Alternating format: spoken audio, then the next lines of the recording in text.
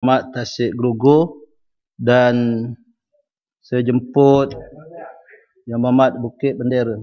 Sila. Terima kasih, ya, Tuan Yang Ketua. Pertama-tamanya, izinkan saya menjunjung kasih titah Duli Yang Maha Mulia Sri Paduka Baginda Yang di-Pertuan Agong sempena pembukaan Penggal Parlimen ke-13 pada hari Selasa yang lepas. Saya berasa amat bersyukur kerana buat julung kali diberi peluang untuk mewakili rakyat Bukit Bendera di Dewan Yang Mulia ini. Pada masa yang sama, saya juga amat berbangga kerana dapat meneruskan warisan perjuangan arwah ayahanda saya demi negara yang tercinta. Tuan Yang di-Pertua, saya menyambut baik titah tuanku yang dengan jelas memberi penekanan yang besar kepada isu yang amat penting, iaitu soal pendidikan dan pembangunan modal insan di negara kita. Jelas, kita perlu memberi keprihatinan yang wajar untuk memastikan peningkatan kualiti institusi-institusi pengajian tinggi di negara kita agar menjadi antara negara ataupun mempunyai IPT antara yang terbaik di dunia. Menurut ETP ataupun Program Transformasi Ekonomi, menjelang tahun 2020, Malaysia akan menjadi hub pendidikan serantau dengan anggaran enrolment pelajar asing di IPTA dan IPTS seramai 200,000 orang. Dianggarkan pula 50% rakyat Malaysia lulusan SPM dan SPMB yang berada dalam kalangan umur 17 hingga 23 tahun akan menyertai peringkat pengajian tinggi. Sementara itu, 33% daripada tenaga kerja akan berkelayakan pendidikan tinggi, khususnya dalam bidang yang berkaitan dengan sains dan teknologi. Maka jelas sekali, pengajian tinggi memainkan peranan kritikal dalam pembangunan negara. Malangnya dalam kegairahan Kementerian Pendidikan menggunakan istilah transformasi dan pengantarbangsaan, statistik prestasi IPTA dan IPTS negara kita kelihatan lebih indah khabar daripada rupa. Sebagai contoh, pada tahun 2008, Kementerian Pengajian Tinggi telah mengumumkan USM, University Science Malaysia di Pulau Pinang sebagai perintis APEX ataupun Accelerated Program for Excellence yang menyasarkan untuk menjadikan USM antara universiti terbaik di dunia. Pun begitu, berdasarkan QS World University Rankings semenjak tahun 2007, kedudukan USM terus merosot daripada 307 pada tahun 2007 kepada 326 pada tahun 2012. Malah, USM dan semua universiti di Malaysia gagal tersenarai dalam 400 universiti terbaik di dunia berdasarkan penarafan Times Higher Education 2011-2012. Semakan QS University Rankings Asia pula pada tahun 2012 telah menunjukkan bahawa Universiti Malaya merupakan satu-satunya universiti di Malaysia yang tersenarai dalam 50 universiti terbaik di Asia. Adakah ini hasil program Universiti Apex? Apakah Kementerian Pendidikan akan terus berselindung di sebalik alasan perbezaan antara sistem yang digunakan dalam negara kita dengan sistem penarafan dan kriteria penilaian universiti di peringkat antarabangsa? Saya kira yang jelas, sistem pengajian tinggi dan lingkungan akademia yang sedia ada tidak mampu untuk menghasilkan pensyarah dan mahasiswa bertaraf antarabangsa. Manakan bisa, sedangkan golongan akademia dan mahasiswa kini ditindas dan dikongkong dengan ketat. Kita harus sedar bahawa yang menjadikan sebuah universiti itu hebat adalah modal insannya dan bukan sekadar nombor ISO-nya. Kita sekarang dalam kemelut kerana universiti-universiti kita hanya berfungsi sebagai kilang ijazah. Dan saya kira dalam Dewan Yang Mulia ini ada juga ahli-ahli Muhammad yang tahu sedikit tentang kilang ijazah. Serta menjadi agensi pelawat asing bertauliah yang membawa masuk warga asing yang kononnya datang belajar tapi sebenarnya tidak. Malah ada di antara mereka yang menjadi dalang tipu helah yang memangsakan rakyat Malaysia. Dalam menggalakkan kemasukan pelajar antarabangsa, kita perlu menggalakkan brain game dan bukan con game. Maka, saya ingin menarik perhatian Dewan Yang Mulia ini untuk memikirkan semula cadangan agar warga akademik termasuk mahasiswa diberikan suara yang lebih dominan dalam pemilihan jawatan Naib Chancellor, sebagaimana yang diamalkan oleh banyak universiti yang terkemuka di dunia. Tujuannya adalah untuk menangkis persepsi bahawa pelantikan Naib Chancellor dibuat berdasarkan kecenderungan politik dan bukannya kemampuan pentadbiran, ketinggian kesarjanaan ataupun jaringan akademik antarabangsa si calon tersebut. Berkenaan isu IPTS pula, saya menyambut baik tindakan Kementerian Pendidikan ketika itu Kementerian Pengajian Tinggi untuk melaksanakan moratorium ataupun pembekuan terhadap permohonan baru IPTS pada awal tahun ini. Namun saya begitu khawatir dengan kualiti serta pemantauan IPTS yang sedia ada. Berdasarkan statistik, sehingga 30 November 2012 terdapat 37 buah universiti swasta, 20 kolej universiti swasta, 7 kampus cawangan universiti luar negara dan sebanyak 414 kolej swasta di negara kita. Menteri yang bertanggungjawab ketika itu, Datuk Seri Khalid Nordin sendiri telah mengakui bahawa terdapat tanda-tanda menunjukkan bahawa jumlah graduan yang dikeluarkan oleh IPT adalah melebihi kehendak pasaran. Lambakan siswazah daripada kolej swasta ini berlaku kerana orientasi pengajian tinggi swasta yang berteraskan keuntungan dan mengabaikan kualiti. Hal ini terbukti apabila kementerian sendiri terpaksa menarik balik beberapa kelulusan kolej swasta yang meragukan. Sudah tentu, fenomena lambakan siswazah daripada kolej swasta ini adalah kerana penyalahgunaan skim PTPTN ataupun Perbadanan Tabung Pendidikan Tinggi Nasional. Akibatnya, ramai pelajar dengan keputusan paling minimum iaitu lulus SPM dengan 1 kredit untuk kursus sijil dan lulus SPM dengan 3 kredit untuk kursus diploma diterima masuk sementara pinjaman PTPTN mereka diuruskan oleh pihak kolej. Jelas PTPTN digunakan untuk membolehkan pihak berkepentingan untuk menjadikan pengajian tinggi sebagai suatu perniagaan untuk mengaut keuntungan semata-mata. Apa tidaknya, apabila semua program di kolej swasta yang mendapat akreditasi MQA terus layak mendapat PTPTN. Jadi, PTPTN ini sebenarnya membantu kolej swasta dan bukan mahasiswa. Daripada mempertingkatkan persaingan dan kecemerlangan, sistem ini menggalakkan kronisme dan mediokriti. Dan kenyataan ini disokong dengan statistik daripada Kementerian Pengajian Tinggi yang menunjukkan bahawa bilangan staf akademik IPTS pada tahun 2010 yang berkelulusan PhD hanyalah 2,449 orang.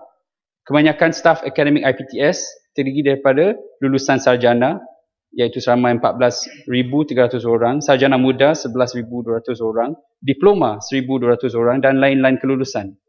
Saya yakin jika perangkaan ini diperincikan lagi untuk kolej swasta, bilangan lulusan sarjana dan PhD akan jauh berkurang. Persoalannya, apakah bilangan tenaga pengajar ini memadai untuk menjamin pendidikan tinggi berkualiti untuk 465,700 orang pelajar yang mendaftar dengan IPTS seluruh negara pada tahun yang sama? Saya benar-benar khawatir akan masa depan anak bangsa Malaysia yang terpaksa memikul bukan saja beban hutang PTPTN tetapi seumpama ditipu dengan janji manis iaitu ijazah yang sebenarnya tidak laku. Bayangkan, mimpi indah mahasiswa berkecai dan ditambah pula dengan hutang yang tidak mampu dibayar. Saya menggesa agar kerajaan mempertimbangkan cadangan menstrukturkan semula pembiayaan pengajian tinggi dengan menghapuskan skim PTPTN dan diganti dengan pendidikan percuma. Namun, tindakan ini mesti disusuli dengan usaha membaiki prestasi dan kualiti IPT agar hanya mereka yang benar-benar layak sahaja berada dalam IPTA, manakala mereka yang berkemampuan boleh memilih untuk ke IPTS yang dijamin kualitinya. Sehubungan dengan itu, antara langkah kritikal yang harus diambil oleh kerajaan adalah untuk mengembalikan autonomi sepenuhnya kepada IPTA dan IPTS serta memansuhkan AUKU seperti yang pernah dinikmati oleh universiti-universiti sehingga ke tahun 1971.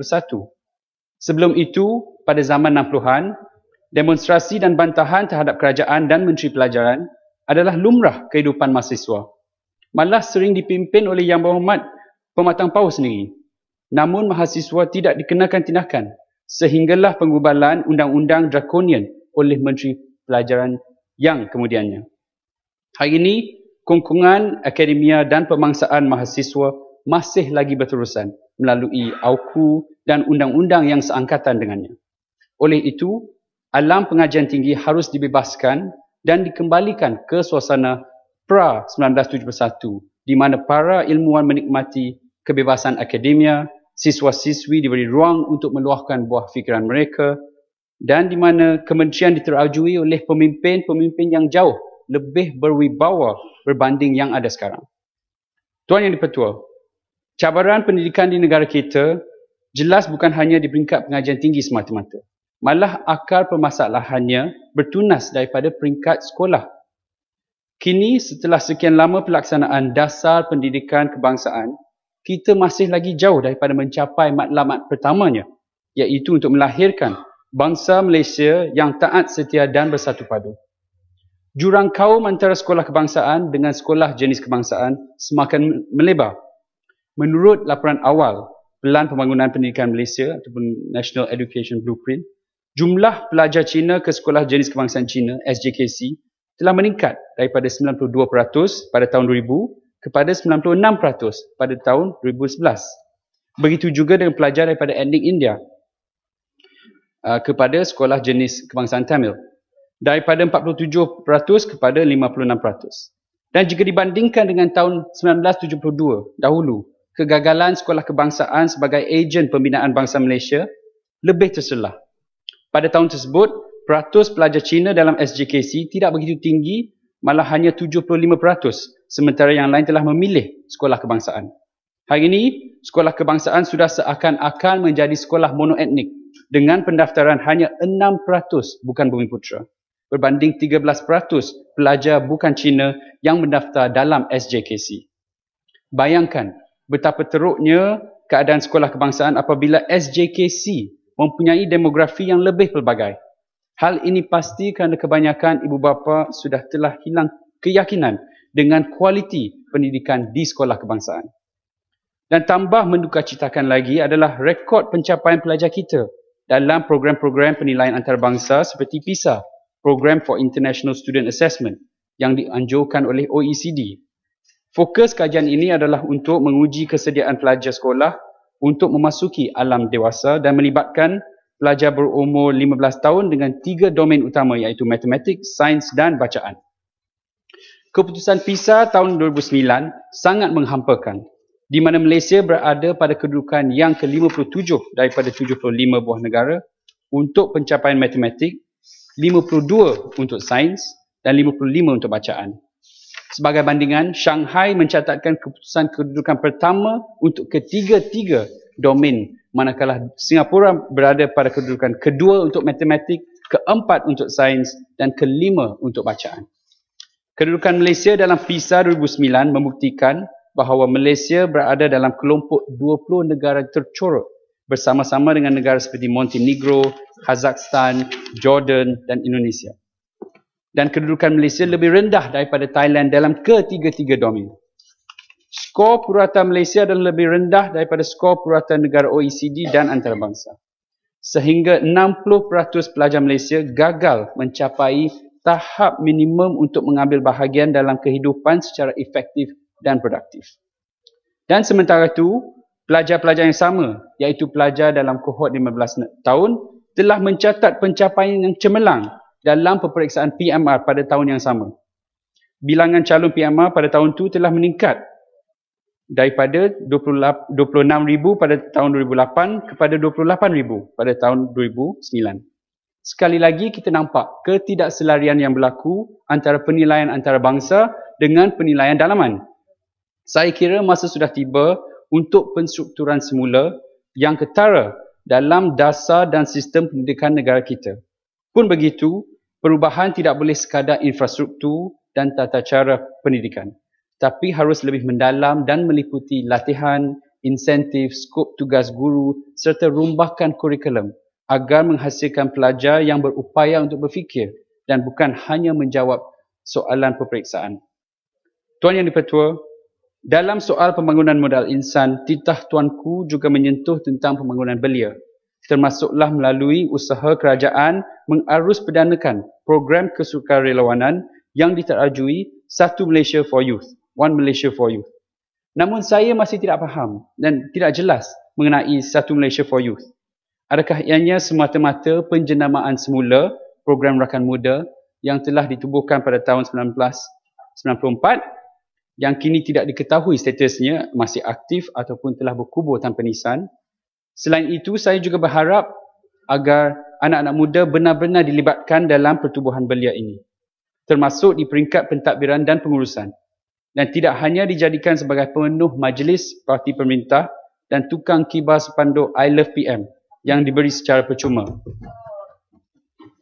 Kekhawatiran saya ini ada asasnya kerana kebanyakan pertubuhan belia daripada segi pengurusan dan pentadbirannya dimonopoli oleh ahli politik. Ambil sebagai contoh, Majlis Perundingan Belia Negara MPBN yang mendakwa memainkan peranan besar dalam perencanaan, pemantauan, pelaksanaan dan penilaian dalam menentukan hala tuju pembangunan anak muda negara. Berdasarkan perlembagaan MPBN, komposisi anggota majlis sangat didominasi oleh menteri dan pegawai-pegawai tinggi kerajaan. Sebagai contoh, kita ambil senarai keahlian MPBN Penggal 26 iaitu untuk tahun 2007 hingga 2008 di mana pengerusinya merupakan menteri dan ahli-ahli majlis yang lain merupakan KSU, Ketua Pengarah, Exco Kerajaan Negeri, Menteri Wilayah Persekutuan dan pegawai-pegawai kementerian yang telah dilantik oleh menteri sendiri. Jadi jelas dalam struktur pentadbiran dan pengurusan, perwakilan belia yang tulen amat kurang dan penglibatan berlebihan ahli politik dikhawatiri akan membantutkan agenda pembinaan belia yang lebih mandiri dan sebaliknya menjadikan belia sebagai petugas politik murahan parti pemerintah semata-mata. Tuan Yang di-Pertua, pembangunan modal insan di negara kita adalah isu yang Tuan, wajar. mau mencelah. Ya, sekejang bangun. Tak ada masa. Tak ada masa, tak beri laluan. Terima kasih. Pembangunan modal Saya nak bagi insan. penerangan tentang MPBN. Tak diberi laluan, Yang Mohd. Saya nak cepatkan. Pembangunan modal insan di negara kita adalah isu yang wajar diberi tumpuan nasional. Jika persaingan antarabangsa pada abad ke-20 adalah bertumpu kepada sumber asli, maka persaingan pada abad ke-21 akan bertumpu kepada sumber manusia. Dengan kata lain, kejayaan sesebuah negara akan bergantung kepada keupayaannya untuk membina, menarik dan mengekalkan modal insan yang berdaya saing. Malangnya, terdapat pelbagai kebincangan dalam sistem penjanaan modal insan di negara kita, bermula dari peringkat sekolah sehingga ke pengajian tinggi. Anak-anak muda kita tidak digalakkan untuk berfikir dan sebaliknya dipupuk menjadi pak turut semata-mata. Dasar pendidikan negara kita pula dijadikan mainan politik seperti ketidaktentuan kerajaan dalam dasar PPSMI yang telah menjejaskan satu generasi pelajar.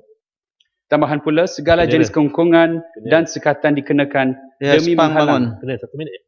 1 minit. Ni tanya pasal ni, jabatan. Sila.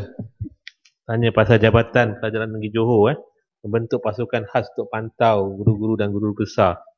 Bukankah ini membantutkan apa ni freedom of expression dan sebagainya? Boleh komen sikit?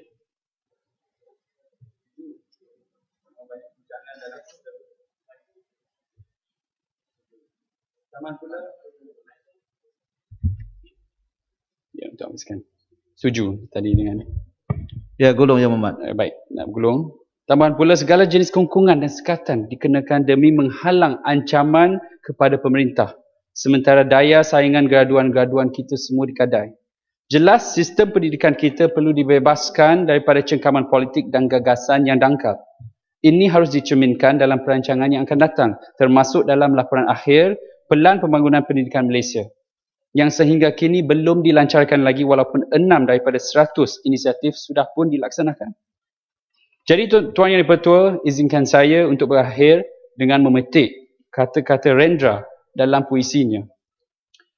Seseorang berhak diberi ijazah doktor, dianggap sebagai orang terpelajar tanpa diuji pengetahuannya akan keadilan. Dan bila ada tirani merajalela, ia diam tidak berbicara. Kerjanya cuma menyuntik sahaja. Bagaimana? Apakah kita akan terus diam sahaja? Mahasiswa-mahasiswa ilmu hukum dianggap sebagai bendera-bendera upacara, sementara hukum dikhianati berulang kali. Sekian, terima kasih. Terima kasih Yang Mohd Bukat Bendera.